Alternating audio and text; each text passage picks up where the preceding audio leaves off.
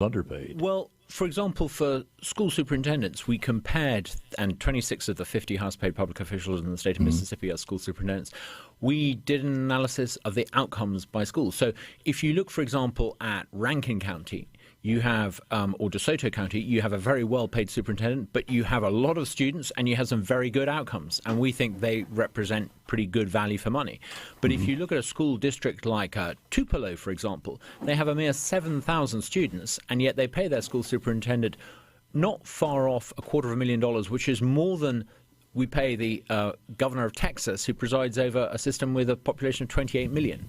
So we think that there are a lot of school boards, and it's maybe unkind for me to single out Tupelo, but there are an awful lot of school boards like Tupelo where I think the people in charge are overpaid. Where I agree with you is on the fact that if you were underperforming, if you take some of these poor school districts where they're complaining they don't have enough money to put classroom supplies in there. Yep.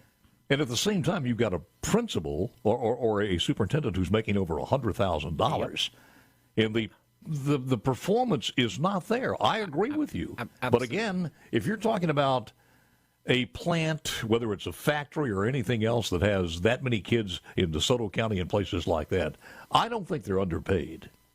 Well, I think... I mean, overpaid, I'm sorry. Yeah, I think it depends on the size. DeSoto County has nearly 30,000 students. Madison has, I believe, something like 20,000. Rankin has an awful lot.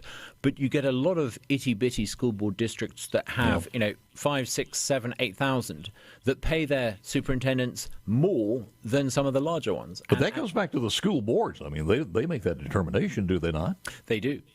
And we think it needs discussion and debate, and we think if we shine the spotlight on it, people will be embarrassed into not giving quite so much money